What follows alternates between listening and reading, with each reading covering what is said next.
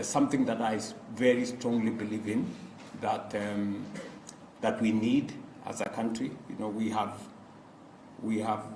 good knowledge and education, but we need to sharpen our knowledge in science, technology, and innovation.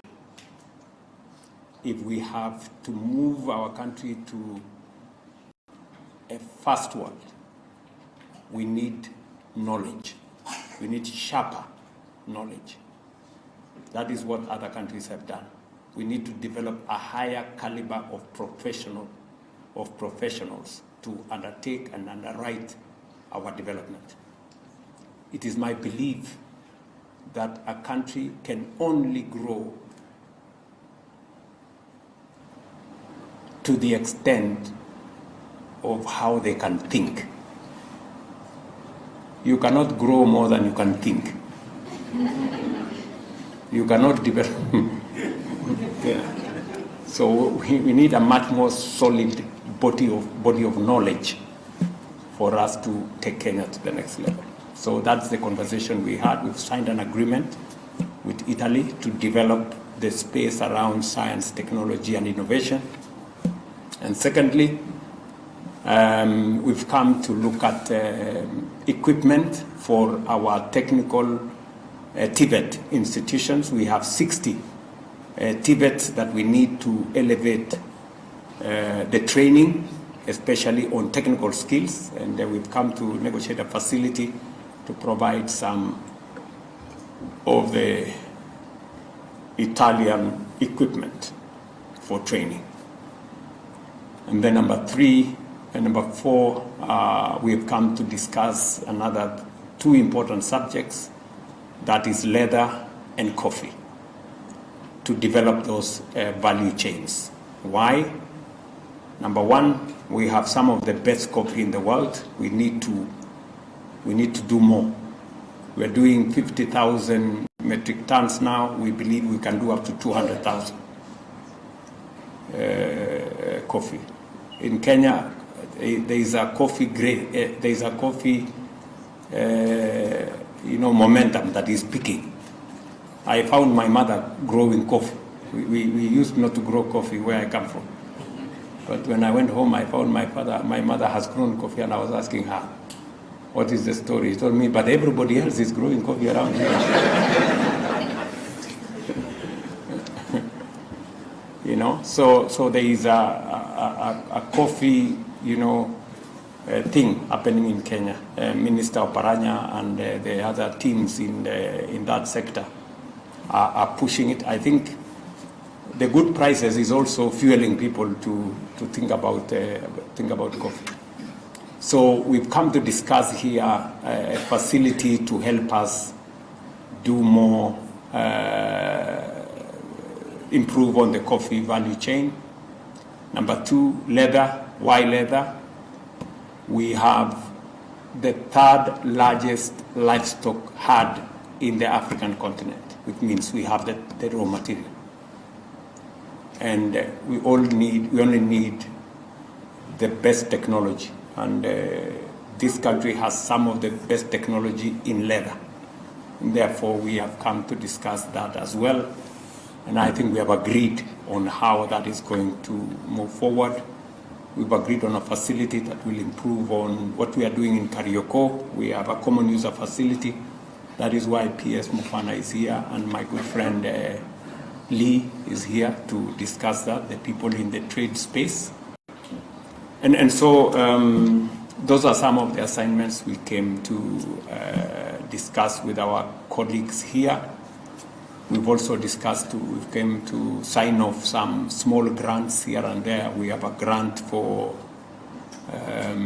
restoration of Cherangani Forest. We have a grant for some ASAL areas. We have a grant for some gender issues. And we are discussing a grant for a small, a good water project in Taita Taveta, a place called Lumi. Do you have anybody from Taita Taveta here? County? You come from Taita Taveta? Great. Yes, there's a place after Mwatate called Lumi. There, we have a water project there we are working on, and we've gotten a small facility of about 700 million to be able to undertake that project. So these are some of the things that we came to discuss with the government here, and we've gotten a very good response. It so happens that Prime Minister Meloni is a good friend of mine. The President Mattarella is a very good friend of mine, and we've got good engagements there. There are another couple of what was the other thing? I think those are the things. There is another 2 or 3 things that there is something on ICS which we've left somewhere hanging, but we've really, I think we've done a good job, and we have earned our salary. At least today we.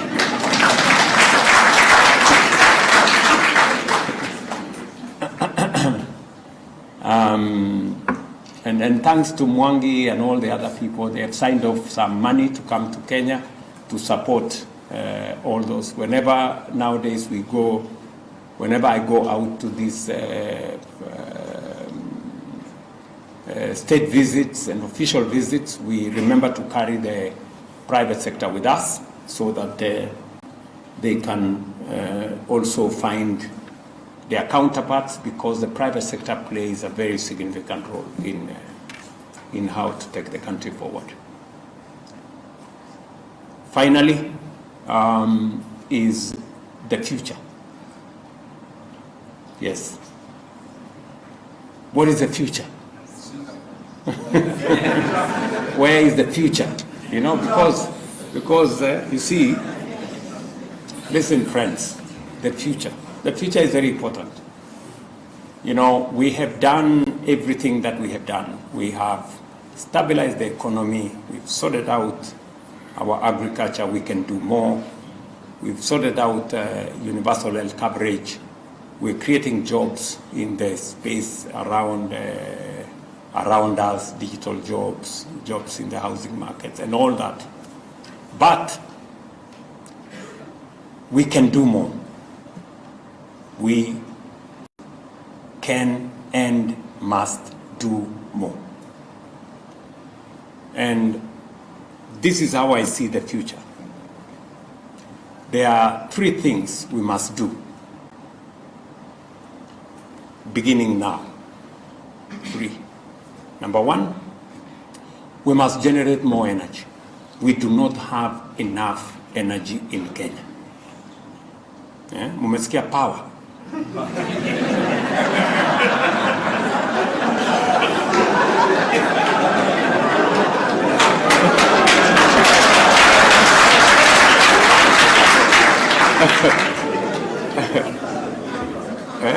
Mesikia rafiki yangu mmoja amesema hatuwezi kukaa bila.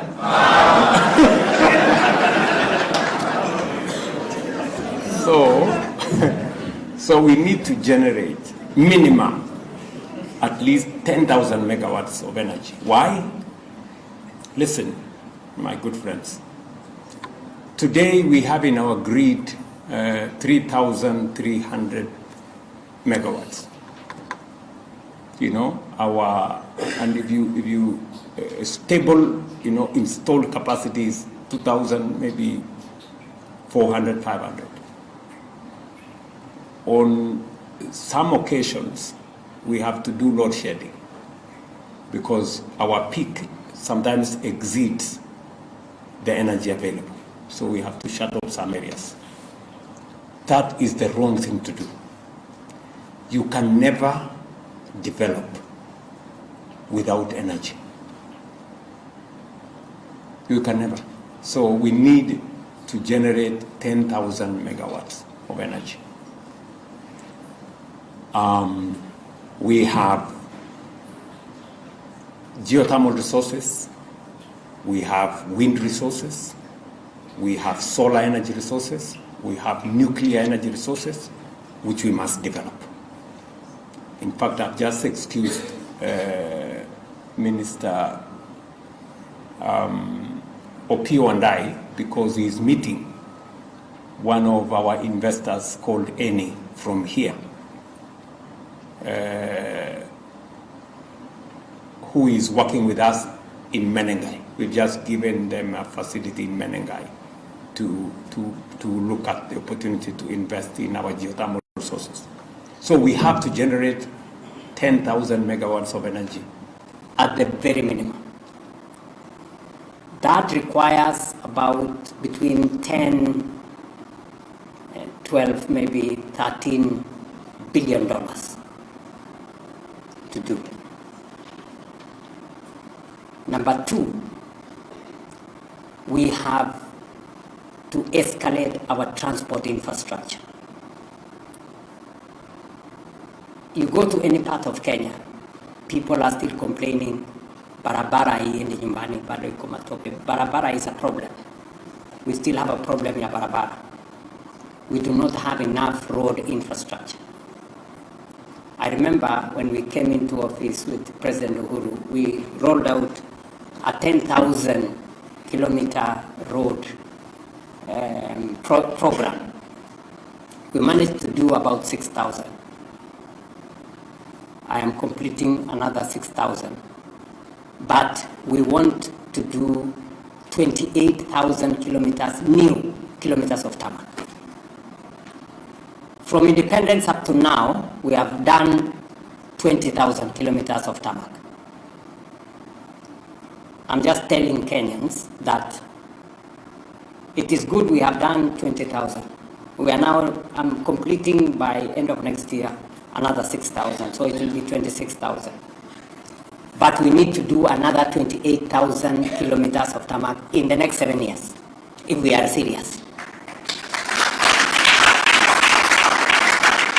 That is how we are going to cover all those roads that goes to all those villages. I go to any part of Kenya, the biggest problem Kenyans have is barabara.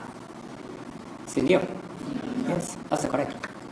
And you see, we have to be deliberate. We cannot be discussing, oh, we are doing 10 kilometers here, we are doing 3 kilometers there, so you do 10 kilometers, 20 kilometers. We just have to be bold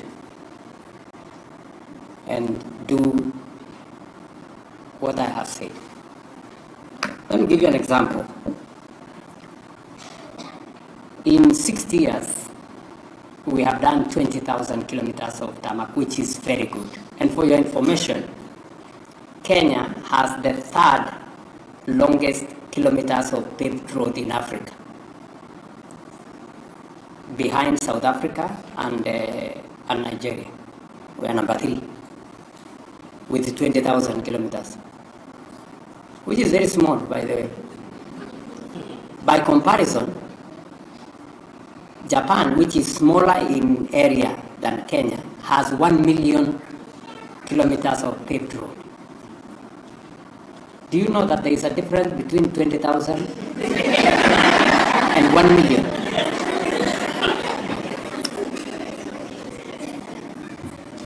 And the difference is not small. So we are not talking about 1 million. We are saying let us add, let's double what we have fast.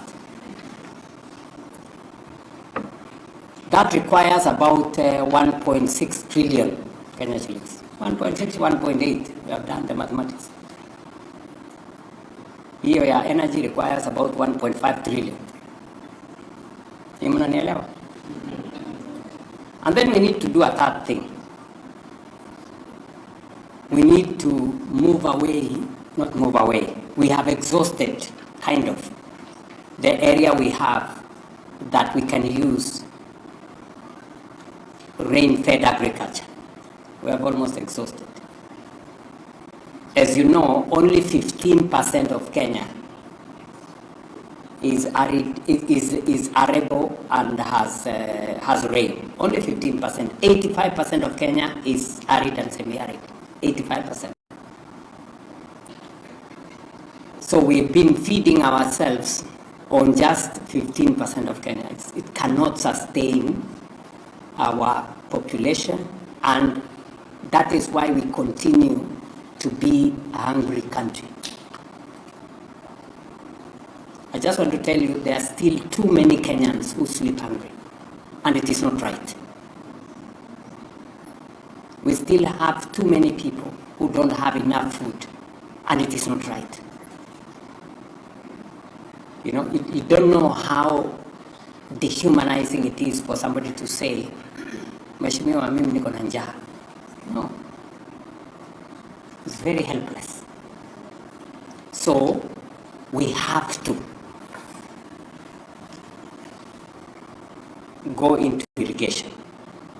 That's why we need water storage, water harvesting. And yet, many of those areas in Kenya, they are very fertile. The only thing that is not there is water. And sometimes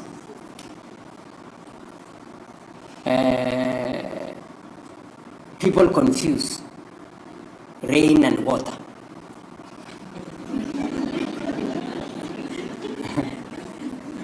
What we need in northern Kenya is not rain, we need water. We need water. So wherever it rains, we should harvest it and make water available in all the other areas. That is what dams, water harvesting, water storage does. It gives us water to use in places where there is no rain. But we have enough rain, but we do not have enough water in those other areas. So we need to harvest the rain and take the water to those areas. So we need to, at least for us to stabilize our food security and create opportunity for us to tap into the export market, we need another 2.5 million acres of irrigation. 2.5 million acres. For us to do, we have estimated, if you speak to my PS Kimoto and my PS Corridor, they will tell you we need 50 mega dams, huge dams. Many of you have heard of, so in Koru, you have heard of High Grand Falls Dam, you have heard of Dawa, you have heard of Doshi, yeah, the PS for Water is here, the Minister for Water is here. All those dams, Waziri. So we have enough water. There is still a lot of water that goes into the Indian Ocean. The Indian Ocean does not need any water from Kenya. So we can harvest the whole of it, and the Indian Ocean will continue to be. So this is what we need to do. We need, we've discussed this. All the dams, by the way, they've always been in our books. You know, we know where the dams are. We know that they should be done. But there has to be a mechanism to make them happen. So that requires another almost 2 trillion shillings to do. So that's why I told the people of Kenya we need 5 trillion to be able to get ourselves to the next level. And people thought I was not normal, but I am. Yes, we need 5 trillion Kenyan shillings, and we are going to find it. We are going to do it. Not next year, we are starting this year. Tunaelewana? Yes. So we've started the process of getting the resources to do it. So, and with those three, we do those three, we need another 3 enablers. Number 1, we need science, technology, innovation. Number 1. Number 2, we need security. We have to invest in securing our country. And number 3, we need to work on our governance to make sure that we deal with corruption, we deal with patriotism, and we begin to believe in ourselves. We begin to believe in our country. You know, there are so many unpatriotic Kenyans. They talk about Kenya as if they have a spare country. You know,